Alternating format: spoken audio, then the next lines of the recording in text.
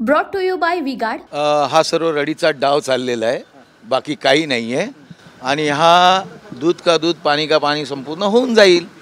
हे कोणी ट्विट केलं आहे? इलेक्शन मला सांगा, जवळजवळ हिंदुस्थानमध्ये सर्व लोकसभेचे इलेक्शन झाले आणि इलेक्शन झाल्यानंतर सर्वच ठिकाणी रिझल्ट आले।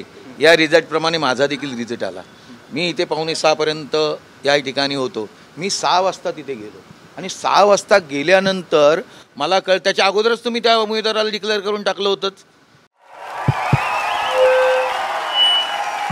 उनका बैकअप सिर्फ कल तक और हमारा चांद तक। हमारा नेता कैसा हो जो नॉन स्टॉप बैकअप दे वैसा हो। अब की बात वी गॉट इन्वर्टर बैटरी का चमत्कार। 5 वाजता डिक्लेअर करून टाकलं होतं। जर 1 लाख मतं मोजण्याची बाकी असताना आणि म्हणून मी तिथे गेलो, नाही तर मी तेवढ्यात गेलो पण नसतो।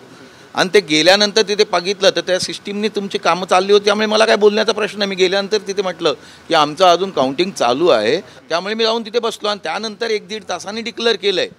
पहिल्याने त्याने त्यावेळेला ज्यावेळेला बॅलेट पेपरची काउंटिंग ही सकाळी 8 वाजता झालेली आहे सुरू, आणि त्यामध्ये 1501 त्यांना मिळाले आहेत आणि 1550 मला मतं मिळालेली आहेत। भाइयों बहनों, उनके राज में पावर रहे अनस्टेबल और हम रखे सब स्मूथ और स्टेबल। हमारा नेता कैसा हो जो स्टेबल पावर दे वैसा हो। अब की बार वी गॉट एसी स्टेबलाइजर का चमत्कार।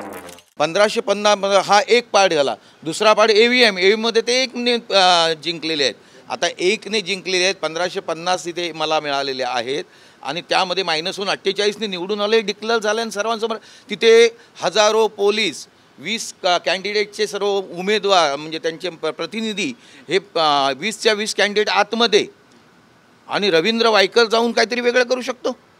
हे कसं काय कळत नाही मला।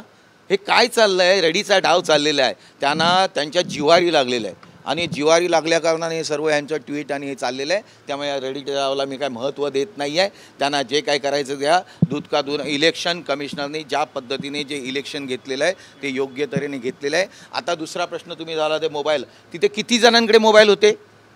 या आतून बातम्या वगैरे काय येत असतील किंवा तुम्हाला देखील येत असतील, किती जणांकडे आहे? मग ते 188च्या कायद्याप्रमाणे जे काय फाईन असतील की 500 रुपयाचा फाईन असेल वगैरे ते काय ते बसेल ना। म्हणून काय कोणी कोणाचा नातेवाईक आहे म्हणून त्यांनी ते EVM असं काय हॅक करता येते का EVM मशीन इथून बाहेर?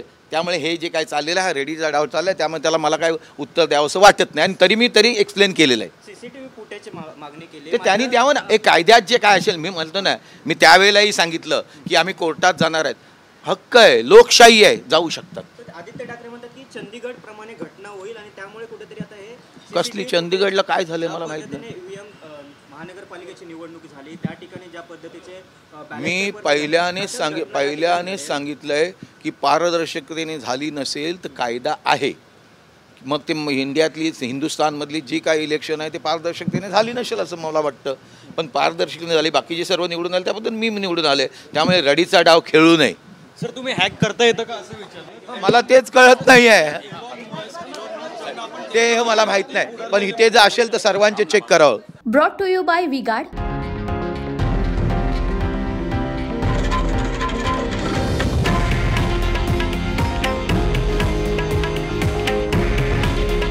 हे आहे देशातील नंबर 1 न्यूज नेटवर्क आणि आपण पाहत आहात TV9 मराठी।